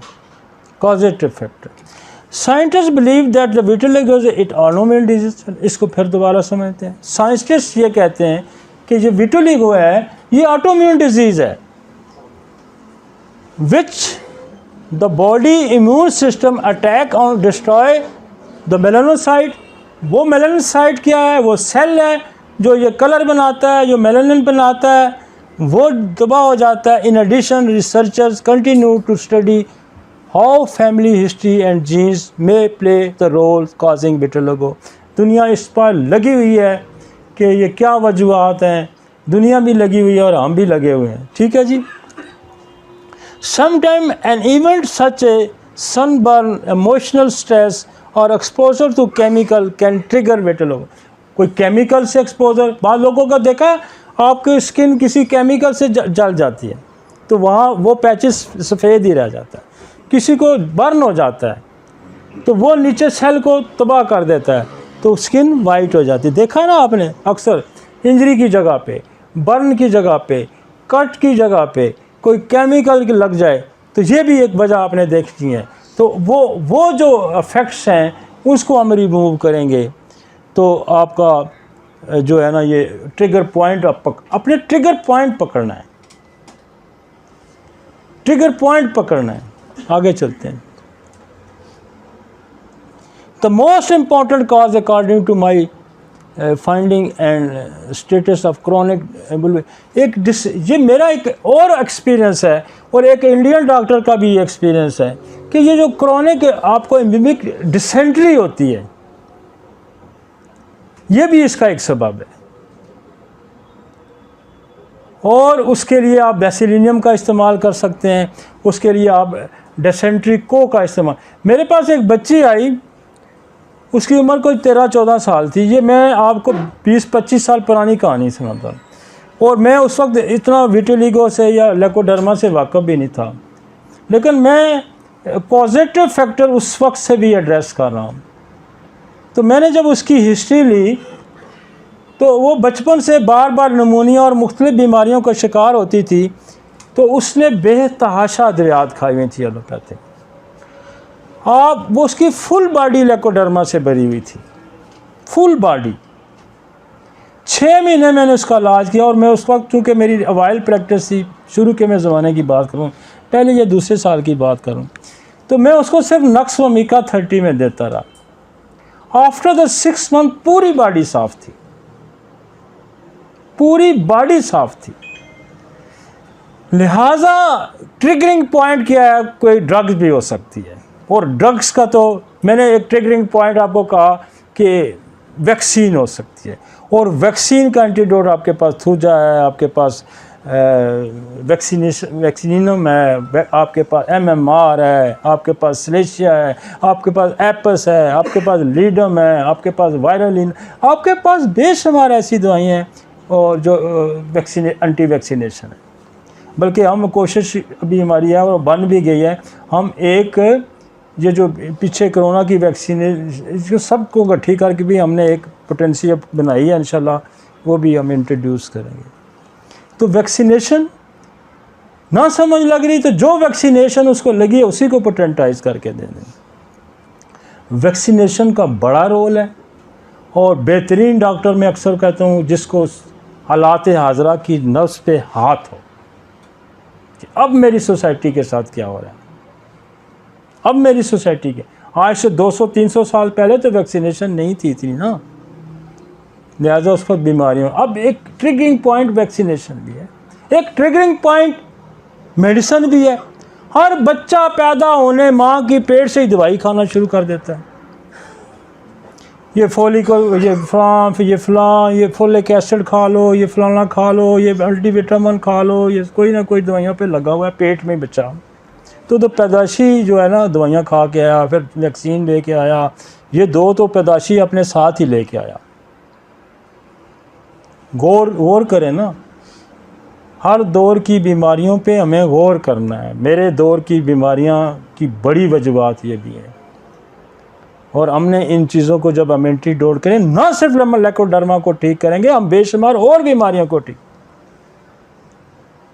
मेरे टेबल पे ना कुछ 40-50 पुड़ियाँ बनी पड़ी होती हैं नक्स वमीका की, तो अक्सर मुझे लोग कहते हैं, वो हम देते रहते हैं, अक्सर मुझे लोग कहते हैं वो पहली पूड़ी जो खाई थी ना उससे बड़ा सुकून मिला था। वो बीमारियां उसके अंदर से, उस बेचारे के दवाइयों को असर कुछ कम हुआ तो वो बेचारा दुनिया पे आया। समझ आई? सप्रेस स्किन डिजीज़, कोई भी स्किन की डिजीज़ सप्रेस होगी तो क्या होगा, ये मेलानोसाइट को वो तबाह कर सकती है। जब आप उस पर, ये पिछला फ्रोज़न भी यही है, जब आप इस पर लोकल, ये स्किन है ना ऊपरी लेयर, यहाँ आप अप्लाई करते रहें तो ये तो नीचे पड़ी हुई है, ये सेल नीचे पड़ा हुआ, तो ये क्या, ये डिस्टर्ब नहीं हो सकता। एनी स्किन डिजीज़ जब आप उसको लोकल एप्लीकेशन से सप्रेस करेंगे तो ये मेलेनसाइट तबाह हो जाएगा, तो फिर भी लेकोडर्मा हो सकता है। वैक्सीनेशन है। ट्यूबरक्लोसिस का बड़ा रोल है जी, ट्यूबरक्लोसिस का बड़ा रोल है लेकोडर्मा के अंदर, सोराइसिस के अंदर, एलोपेशिया के अंदर, उसको ज़रूर कंसीडर करें। डायबिटीज़ टाइप 1 तो 100% कर सकती है विटिलिगो, ये मैं आपको बता दूँ। सोराइसिस कर सकती है, कोई ना कोई कॉम्प्लिकेशन पैदा कर सकती है क्योंकि वो भी ऑटोम्यून है। और टाइप 2 भी बहुत सारी जो उसको भी अब कहते हैं कि ये भी ऑटोम्यून की तरफ ही है, ऑटोम्यून ही समझें इसको। आगे चलते हैं। और फैमिली हिस्ट्री किसी के अंदर लेकोडर्मा की कहते हैं, वो तो जीन ही, जो मेलेनसाइट्स के सेल के अंदर जो डीएनए पड़ा उसका जीन ही वो वीक लेके पैदा हुआ या एब्सेंट लेके पैदा हो तो लेकोडर्मा होगा ही होगा। मियाज़म सच है, सोरा, सिफिलिस, साइकोसिस। मैंने बेशुमार मरीज़ जो है हेपेटाइटिस का इलाज हमने जब किया है, हेपेटाइटिस बी सी का, तो उनका भी लेकोडर्मा ठीक हो गया, उनका भी लेकोडर्मा ठीक हो गया। हार्मोनल इम्बैलेंस ये भी ट्रिगर कर सकता है, और जो अब एंट्राकॉन्सेप्टिव मेडिसिन लोग खाते हैं वो भी ट्रिगर कर सकती है। मेरा एक बहुत केस अभी ठीक हुआ और मैं आपको बड़ा मज़े से ठीक हुआ, इतना मज़े का ठीक हुआ, और मेरा बिलीव बड़ा और स्ट्रांग हो गया कि उनको बड़ा हाई ऑफिशियल थे वो भाई, बहुत ही हाई ऑफिशियल, और उनको लेकोडर्मा था पूरे फेस पे, और उनको एच पेलोरी भी पॉजिटिव था। तो मैंने एच कार्सिनोसेंट एनवी दे के नक्सोमिका, कार्सी ट्यूबर और एच पेलोरी हमने दी और साथ हाइड्रोकोटाइल किया, विद इन 2 वीक्स बिल्कुल डिसअपीयर हो। इसका मतलब है कि जो बात मैं कर रहा हूँ इसके अंदर एक वज़न है, और ये प्रैक्टिकली प्रूव्ड है, ये प्रैक्टिकली प्रूव्ड है। हाइड्रोकोटाइल आप पोटेंसी में भी दे सकते हैं, लेकिन कदीम प्रैक्टिस लोगों की टेंचर में है। हाइड्रोकोटाइल को आप पढ़ें ना तो वो वाइड दवाई है जिसके अंदर SLE का भी जिक्र है। इसका मतलब हाइड्रोकोटाइल जो ऑटोइम्यून डिजीज़ पे अफेक्ट करती है।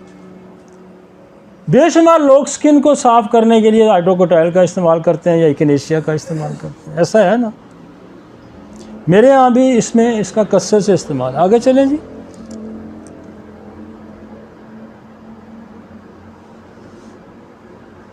ये तो वही चीज़ है हम पहले समझा चुके हैं। आगे चलें जी, आगे चलें। ये सारी पैथोफिजियोलॉजी समझा। आगे चले जाएं मेडिसिन पे आ जाएं।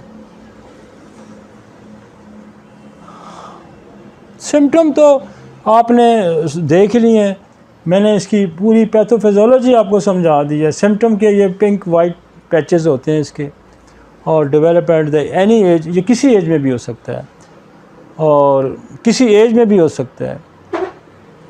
और आगे चलें। अच्छा, इसमें एक और भी लिस्ट आई है। असल में इसमें एडिसन डिजीज़ है जो गुर्दों की बीमारी है, उन लोगों पर्निशियस नीमिया के जो पेशेंट्स हैं उनको भी ये हो सकता है, सोराइसिस वालों को भी हो सकता है, रूमेटॉइड आर्थराइटिस वालों को भी हो सकता है, सिस्टम में SLE वालों को भी हो सकता है, थायराइड सारी वो भी ऑटोम्यून है उनको भी हो सकता है, टाइप 1 डायबिटीज, कोई भी ऑटोम्यून डिजीज़ ट्रिगर कर सकती है विटिलिगो को। आगे जी। और ये किसी जगह भी आ सकते हैं, किसी जगह भी पैदा हो सकते हैं, और ये बाल भी उस एरिया के बिल्कुल वाइट कर देता है जहाँ, बल्कि अगर सर में होता है तो सर के बाल बिल्कुल वाइट कर देगा, उसे बिल्कुल दूधिया वाइट कर देगा। और ये आपकी बाज़ दफ़ा मैंने देखा कि माउथ के अंदर भी होता है। आप टार्च मार के देखें ना, ये सारी म्यूकस मेम्ब्रेन के अंदर भी, चूँकि एक स्किन की कलर है ना अंदर भी, तो ये उसको भी ख़राब कर देता है। अंदर भी मैंने मुंह के अंदर भी टार्च मार के मैंने देखा, नाक के अंदर भी देखा, ये वहाँ भी हो सकता है। आगे चलें जी। और वो कहता है कि जो जिनकी सिम्टम क्या है, जिनको ये होता है, ये peoples with vitiligo can also develop low self esteem और poor self image from concern about appearance. इनको बहुत ज़्यादा फिर ये शर्मीले हो जाते हैं, लोगों के सामने जाते नहीं हैं, इनके वर्क एफिकेसी बड़ी मुतासर होती है। तो uveitis and general term that describe the inflammation of the swelling of the eye. Eyes के अंदर अगर ये हो जाती है तो फिर क्या होता है कि आइज़ के अंदर इन्फ्लेमेशन हो जाएगी। कि इस एरिए में जब होगा तो क्या होगा, यहाँ से ब्रेक चूँकि वाइट हो रहा है तो अल्ट्रावायलेट ब्रेक करके अंदर जाएगी, तो उसने तो आइज़ को ख़राब कर दिया।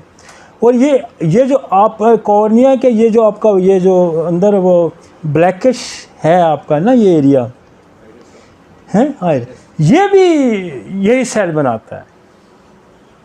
वगरना आइज़ का ये कलर अगर ना होता तो एक्सपोज होती तो गई उड़ के रखा देता। ये जो कलर है ना डार्क आपका, ये भी यही सेल बनाता है। और कहीं आइज़ पे भी हो सकता है। तो जब आइज़ पे हो जाएगा तो फिर क्या होगा, फिर तो गई आँख ही उड़ गई, क्योंकि वो तो रेस को बर्दाश्त। फिर ऐसे लोगों को हर वक्त ग्लासेस में रखते हैं कि ग्लासेस पहन के रखें। ठीक हो गया जी। आगे चलते हैं जी। और कान में भी हो सकता है। कान के इस एरिए में अगर ये आपकी स्किन यहाँ से उड़ गई है तो कान के अंदर घुस की अल्ट्रावायलेट रेस उसको भी तबाह कर सकता है।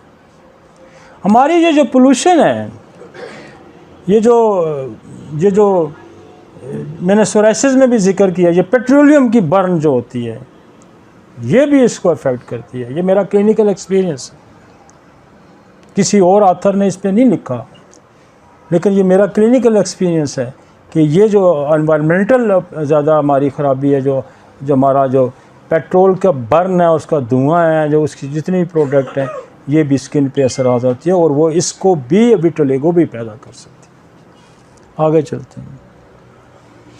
अब हम जब हम इलाज करने लगेंगे, अब मैं आपको केसेस, मैंने एक नक्स फमीका का केस बताया, मैंने एक आपको एच पैलोरी का केस बताया, ठीक है ना जी। मैंने टीबी डिसेंट्री के केसेस में बड़े ठीक किए, मैंने जो यरकान के जॉन्डिस के केसेस मैंने बड़े ठीक किए, चेलिडोनियो मेरा दे के, ठीक है ना जी। ड्रग्स अब्यूज़ के केसेस हमने बहुत ठीक किए। अब आपके पास क्या होना चाहिए कि आपके पास सोल होनी चाहिए। सोल इसलिए होनी चाहिए कि सोल तो अल्ट्रावायलेट जो बिल्कुल वाइट हो जाते हैं ना ये लोग, ये धूप में फिर जा नहीं सकते। मैंने सोल से बेशुमार लोगों को प्रोटेक्ट किया, बेशुमार ज़ख्म बन जाते थे उनके जिस्म पे, पस बन जाती थी। मेरे पास एक बच्चा आता तो बिल्कुल पैदाशी पूरी बॉडी उसकी है, उसको बेनिनो वो कहते हैं, बिल्कुल वाइट है, पैदाशी वाइट है, वो उसको बाहर निकाल ही नहीं सकते थे, बिल्कुल बाहर नहीं निकाल, स्किन उसकी ठीक नहीं हुई, लेकिन वो अब धूप में घूमता है। मैं उसको सोल देता रहूँ, फिर मैं उसको सिलेशिया देता रहूँ, तो सिलेशिया भी स्किन को बड़ा प्रोटेक्ट करता है। हाँ, एल्बिनो को मैं एक्सरे, सोल और हम सिलेशिया और ये दवाइयाँ देते रहें तो ये वो धूप में घूम सकते हैं, और ये मैंने बहुत लोग ठीक किए हैं। वो है तो वो सारे, वो उसके स्किन का कलर ही नहीं है ना, एल्बिनो में वो स्किन का कलर ही नहीं होता ना। जो मैंने कहा कि नेचर ने वो स्किन बनाई थी ना, फिर उसमें कलर दिया ना उसने, उसका ये सेल ही नहीं होता, उसके अंदर मेलानोसाइट ही नहीं है, पैदाशी है, उसका जीन एब्सेंट है। लेकिन सोल ने ऐसे बेशुमार लोगों को प्रोटेक्शन दी है, लिहाजा आप सोल का भी इस्तेमाल कर सकते हैं। आगे समझ, कितनी आम दवाई है। और उसका दुनिया में कोई इलाज नहीं है उनको। एल्ब्यूमिन जो जिनका आप जिक्र करें, जो पैदाशी वाइट होते हैं, उनकी स्किन पे ये सेल ही नहीं हुआ तो लिहाजा वो कलर ही नहीं दे सकी नेचर। तो उनको सोल बहुत अच्छा, उसको एक्सरे बड़ा अच्छा प्रोटेक्ट करती है, उसको नेट्रोमियर प्रोटेक्ट करती है, स्लेशिया बड़ा अच्छा प्रोटेक्ट करती है। एक्सरे भी होनी बड़ी ज़रूरी है। एक्सरे जो आपकी डीएनए को रिपेयर करता है, सोल आपका डीएनए को रिपेयर करता है। तो डीएनए के अंदर जो खराबी हैं, ये दोनों दवाइयाँ अगर आपके पास नहीं होंगी तो आप नहीं ठीक कर सकते। बहुत डीप एक्सेस है इनकी, बहुत गहरी एक्सेस है इसकी। कार्सिनोसिन जो है, ये तमाम इरिडेटरी शिफ्टिंग डिजीज़ को प्रोटेक्ट करेगी। तो लिहाजा लेकोडर्मा में कार्सिनोसिन का इस्तेमाल, जैसे मैंने एक्सरे का बताया, सोल का बताया, कार्सिनोसिन का इस्तेमाल बहुत ही मुफीद है और इसके बगैर केसेस ठीक भी नहीं होते। कार्सिनोसिन जो है मेलानोमा, ये स्किन कैंसर से ही बनी है, कार्सिनोसिन मेलानोमा। तो कार्सिनोसिन मेलानोमा का जो इस्तेमाल है वो इसमें भी बड़ा आम रोल प्ले करता है। ये बेसिकली स्किन का ही कैंसर है। और ये जो क्रॉनिक डिजीज़ होती है ना, कैंसरियन भी यही होता है ना कि जीन पे म्यूटेशन आ, ये भी जीन पे कोई म्यूटेशन आ गई है, जीन के अंदर तब्दीली आ गई है, सेल डिस्ट्रॉय हो रहा है। तो डीप मेडिसिन का इस्तेमाल हमें करना पड़ेगा। कार्सिनोसिन स्ट्रोमा है। कार्सिनोस्ट्रोमा क्या होता है कि वो फंगल जो डिपॉजिट हो, ओके, ये बेसिकली फंगल का कैंसर है जिसको कैनाडीडा कहते हैं या यीस्ट है। ये फंगल जब ज़्यादा ख़राब हो जाएगा तो कैंसर की शक्ल रखता है। ये उससे बनी है कार्सिनोमा स्टोमा। एंथ्रेक्सिनम बेसिकली तिल्ली की दवाई है, तिल्ली के कैंसर से ये बनी है, लेकिन इसका स्किन पे बहुत ज़्यादा रोल। इसका स्किन पे हम इसको कार्बंकल में यूज़ करते हैं, हम इसको सोराइसिस में यूज़ करते हैं, हम एक्जिमा में यूज़ करते हैं, हम बेशुमार जगह एंथ्रेक्सिनम। बेसिलिनियम और ट्यूबरकुलोनियम ये अपनी एक बेस रखती है। ये अभी जब मैनसोड हम पढ़ेंगे ना तो फिर इनको बड़ी मैं सारी ये इकट्ठी करूँगा, बेसिलियम ट्यूबर एबारी, बेसिलियम टेस्टी, हम इसको डिस्कस करेंगे। कार्सिनोसिन मैंने सारे डिस्कस करने हैं जो कोई 17 के करीब हैं। जब नसोड की हमारी सीरीज़ आएगी तो एक सारे को हम डिस्कस करेंगे, को रिलेट करेंगे, आइडेंटिफाई करेंगे, लादा करेंगे। पूरा नसोड पढ़ेंगे ना, फिर हम सिफिलिनियम को पूरा डिटेल में पढ़ाऊँगा, फिर आपको मज़ा आएगा कि व्हाट इज़ द सिफिलिस, क्या करती है। Thuja, anti vaccination, anti psychotic, anti vaccination, anti psychotic. आगे चलें जी। सोराइनम, अगेन सोराइनम स्किन की डिजीज़ की नसोर्स है और ये सबसे पहले नसोड़ बनने वाला ये नसोड़ है। सल्फर स्किन की बादशाह है सोरा की। सिपिया अगैन बड़ी स्किन की बड़ी अल्ट्रा कंसेप्टिव पे भी ये बड़ी यूज़ होती है और सोराइसिस में हम इसको बड़ा यूज़ करते हैं, एलोपेशिया में हम इसको यूज़ करते हैं। हाइड्रोकोटाइल मैंने इसका आगे बड़ा जिक्र किया। हाइड्रोकोटाइल वाई दवाई जिसमें ऑटोम्यून का जिक्र है, SLE, और बेशुमार लोग कई स्किन की डिजीज़ हाइड्रोकोटाइल से ही ठीक करते हैं। मैग्नीफीरा इंडिका, ये वाइट दवाई है जिसके अंदर आप पढ़ेंगे ना तो उसमें लिखा है वाइट स्पॉट। ये क्या है? मैंगो ट्री है। ये वाइट दवाई है जिसको आप पढ़ेंगे जिसमें वाइट स्पॉट का जिक्र है। ये आज बोरक में जाके पढ़े ना।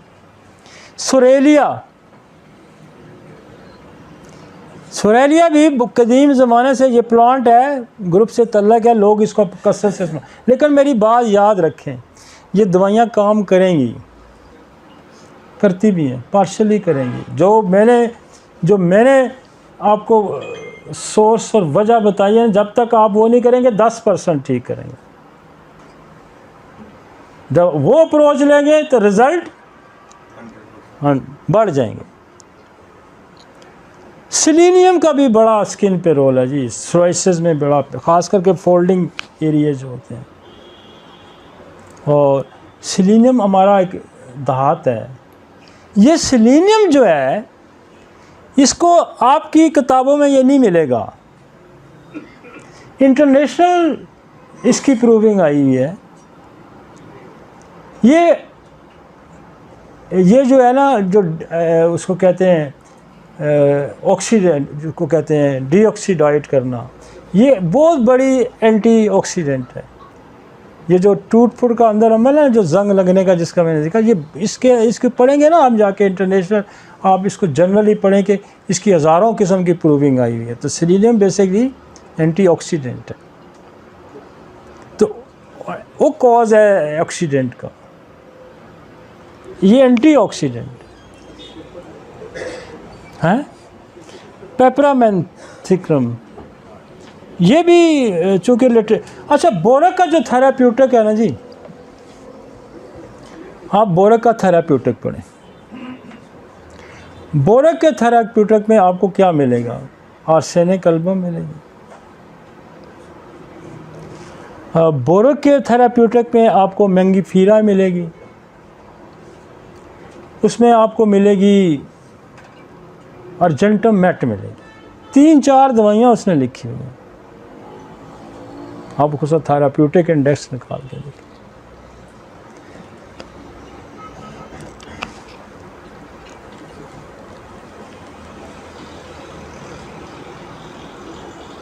इरिडियम, इरिडियम एक और ऐसी दवाई है, ये भी ऑटोइम्यून में डिजीज़ होनी है। बेसिकली ये आपका जो है बहुत सारी जगहों पे इस्तेमाल होती है, लेकिन आपका रेड सेल्स को बड़ा तबाह करके रख देती है।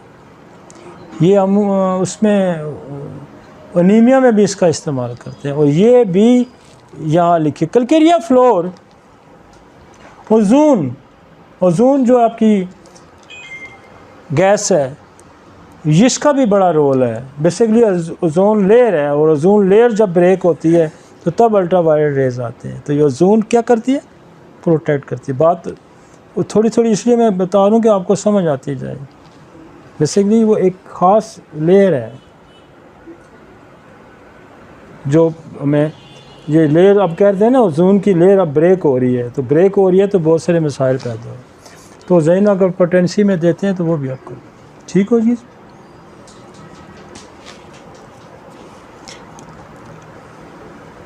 प्लम्बोमेट मैंने बेहताशा इस्तेमाल किया।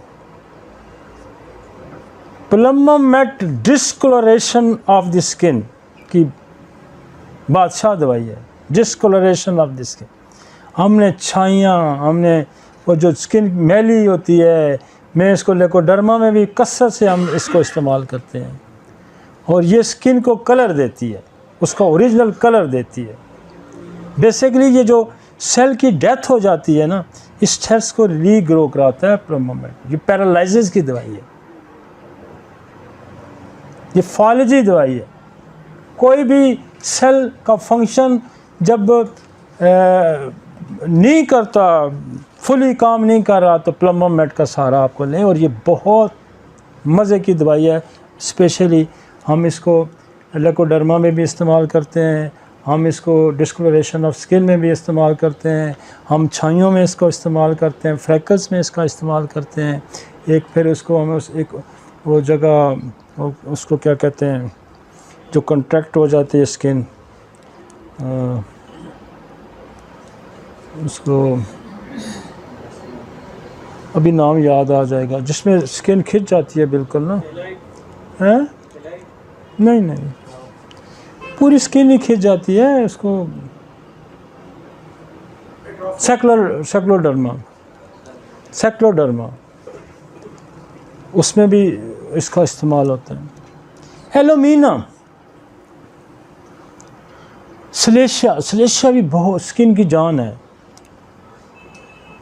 सलेशिया बहुत सारे मेरे पास, जैसे एसिड नाइट्रिक है, मेरे पास एक बंदा था, उसके सारे ये थे, ये लिप सारे वाइट था।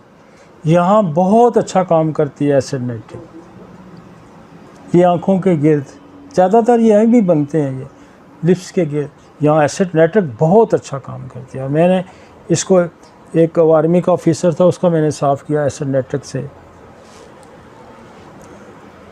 नाइट्रोम्योर बहुत अच्छा काम करती है। नाइट्रोम्योर पता क्या करती है, ये भी अल्ट्रा वायलेट रेज के ख़िलाफ़ जंग करती है। नाइट्रोम्योर जहाँ अल्ट्रा वायलेट रेज से, धूप से एग्रीवेशन होगी, वहाँ नाइट्रोम्योर काम करे।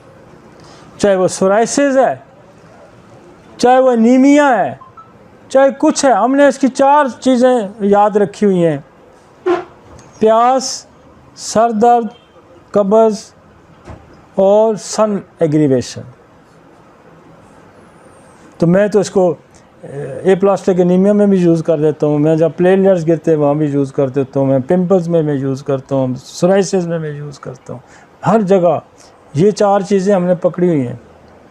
बेसिकली जब ये वो है ना, ऑस्मोसिस प्रोसेस है, नमक जो आपका पानी का डिस्ट्रीब्यूटर है, जहाँ जहाँ इसका मॉलिक्यूल जाएगा इसके पीछे पानी है। तो ऑस्मोसिस प्रोसेस जब डिरेंज हो जाएगा तो क्या होगा, पानी की कमी हो जाएगी। पानी की कमी हो जाएगी तो उसको क्या होगा, उसको सूरज की धूप भी चुभेगी, फिर उसको कब्ज़ भी होगी, फिर उसको गर्मी से तकलीफ़ भी होगी। यही है ना, सारी 3-4, कब्ज़ भी होगी, सर दर्द होगा। और ये उठा के कैंसर में लगा लें, उठा के एनीमिया में लगा लें, उठा के सोराइसिस में लगा लें। आप 4 चीज़ें पूछना जानते हैं। अब इससे ज़्यादा हम आसान कितनी होम्योपैथी को करेंगे, लेकिन ये सारी चीज़ें आपको याद तो करनी पड़ेंगी। देखिए ना, मेरी तो टिप्स पे है ना। इसके लिए किताबों में उठना, किताबों में सोना, मरीज़ों के साथ खेलना, मरीज़ों के साथ वक्त गुजारना, ये मजनू होना पड़ता है ना, होना पड़ता है। हर वक्त उसके अंदर ही घूमना है भाई। मेरे बेड पे भी किताबों का अंबार होता है, आँख खुलती है तो फिर कोई ना कोई सफ़ा में खोला होता है। तो चीज़ें आपकी पक्की कब होंगी, जब आप पढ़ेंगे, फिर आप प्रैक्टिस करेंगे, फिर पक्की होंगी। लेकिन हमने आपको जितनी आसान होम्योपैथी मैंने की है ना दुनिया की किसी, आपको तो अलामात के गोरख धंधे में लोग डाल देंगे। भाई आप पैथोफिजियोलॉजी समझें, आप फिजियोलॉजी सेल की समझें, आप व्हाट इज़ द जो है ऑटोइम्यून डिजीज़ क्या होता है, एक नॉर्मल फंक्शन आप समझें सेल का, मेलानोसाइट सेल का फंक्शन आप समझ गए हैं, और वो फंक्शन जब नहीं होगा तो फिर बर्स होगा, आप इतना समझ गए हैं। फिर आप दवाइयों को समझें, फिर हमने कॉजेटिव फैक्टर आपको बताया। इससे ज़्यादा आसान क्या करें भाई, मेडिकल साइंस है ना, इससे आसान तो नहीं हो सकती ना। मैं कहता हूँ 5वीं क्लास का ये लेक्चर मेरा सुनेगा तो वो लेकोडर्मा को समझ जाएगा। इससे आसान तो नहीं किया जा सकता। जिसको दुनिया की साइंस ये कहती है कि अननोन कॉजेज़ हैं, हमने तो कॉजेज़ भी गिनवा दिए। इससे कितना आसान हो, इतना कितना सिंप्लीफाई हो। आप ये जान लें कि व्हाट इज़ द इसकी anatomy and what is the pathology, physiology, ये समझ गए ना। एक सेल है, उस सेल के अंदर स्याही बननी है, वो स्याही आपकी स्किन पे आनी है, और उसने क्या करना है, आपको छाँव में असर करनी है, किसके ख़िलाफ़ करनी है, अल्ट्रावायलेट रेज के एटमॉस्फेयर के ख़िलाफ़ करनी है। ये तो समझ गए ना। फिर ये नी सेल है, काम करना छोड़ गया। क्यों काम करना छोड़ गया? ऑटोइम्यून है, अपनी जिस्म का निज़ाम आपके ख़िलाफ़ इस्तेमाल हो गया तो ये सेल तबाह हो गया। सेल क्यों तबाह होगा? टीबी वालों को हो सकता है, इनहेरिटेड कोई चीज़ हो सकती है, सिफिलिस वालों को हो सकता है, कोई भी ट्रिगर पॉइंट होता है, सेल ख़राब हो सकता है। अब ये तो आपने जांचना ना कि सेल क्यों ख़राब हो गया। मोस्ट कॉमन फैक्टर मैंने आपको बताया कि वैक्सीनेशन हो सकती है, ड्रग्स हो सकती है। कितना आसान है। ऑटोइम्यून डिजीज़ बड़ी पड़ी है इन दोनों चीज़ों से, ड्रग्स से और वैक्सीनेशन से।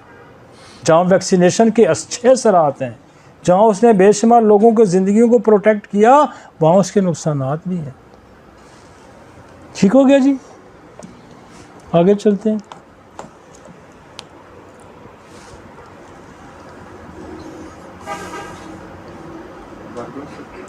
बरबरस पता क्या है? बरबरस को पढ़े ना, बरबरस को कहते हैं ये रेफ्रिजरेटर है, ये रेफ्रिजरेटर है। हम कदीम ज़माने से हमारे जो गांव के लोग रहते हैं या इधर, उनको क्या करते हैं, ये जो सुमलू होता है ना, सुमलू, ये मई जून में ये सुबह सुबह ना पिलाया जाता है। कूल्ड, ठंडा, स्किन की डिजीज़ से प्रोटेक्ट करने के लिए कि आपकी बॉडी के अंदर वाटर की सर्कुलेशन बढ़े, आपको जो धूप गर्मी अफेक्ट ना करे, तो ये बरबरस पिलाई जाती है। इसको कहते हैं रेफ्रिजरेटर। ये फ्रिज है, ये टेम्परेचर को ठंडा रखता है। ये पहाड़ों में या पंजाब या पोठवार में ये बहुत यूज़ होता है भाई। सुमलू, काला सुमलू इसको कहते हैं। इसी से बरबरस बनती है, इसके छिलके से। मैं खुद बनाता हूँ घर में, हम बरबरस बाज़ार से नहीं खरीदते। काबला सुमलू के छिलके लेके उसको पीस के बनाया जाता है।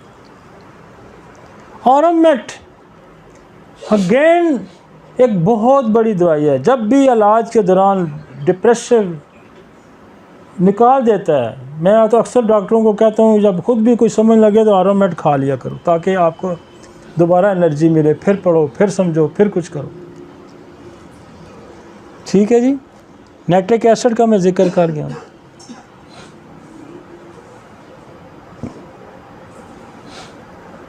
कलकेरिया कॉर्ब कॉन्स्टिट्यूशनल रेमेडी है। कलकेरिया सेलिकाटा, मर्कसॉल साइकोटिक तरफ से आएगी। मर्कसॉल के भी पैच है। Natrum carb again ultraviolet rays के खिलाफ रेजिस्टेंस देती है। Natrum carb, natrum mur, sol, ये सारी सूरज की रोशनी के खिलाफ प्रोटेक्शन देती हैं। पिट्यूटरी ग्लैंड जो है ये आपकी सार्कोड है। बेसिकली बहुत सारे हमारे जो जैसे थायराइड है या आपकी ओवरी के फंक्शंस हैं, सारे फंक्शन कहाँ से स्टिमुलेट होते हैं? DNA, epithalamus, pituitary, thyroid, ovary. तो जितने भी आपके, ये आपका जो ग्लैंड का मास्टर ग्लैंड है ये पिट्यूटरी ग्लैंड। तो बहुत सारी बॉडी की जो सिक्रीशन ग्लैंड्स ये होती हैं, अगर पिट्यूटरी सही सारे आर्डर ले रहा होता है तो पिट्यूटरी को अगर आप सपोर्ट रखेंगे तो बहुत सारी चीज़ें आपकी, एक हार्मोनल फंक्शन भी हमने बताया था और डिस्टर्बेंस, उसमें भी ये काम आती है। तो अल्टीमेटली बस होती नहीं दवाइयाँ। अल्टीमेटली आपने इसकी समझना है जी। मैं कंक्लूड करता हूँ, आपने ये समझना है कि इसका नॉर्मल फंक्शन इस मेलानोसाइट सेल का क्या है। वो कलर बनाता है। कलर पहले बन के कहाँ आता है? मेलानोसोम में आता है। वो छोटे छोटे जो हमने ग्लैंड बताए पॉकेट, उनके अंदर आता है। वहाँ से फिर केराटोसाइट्स के सेल के अंदर जाता है और फिर वहाँ से स्किन के अंदर यूँ फैल जाता है। ठीक है जी, this is the normal function.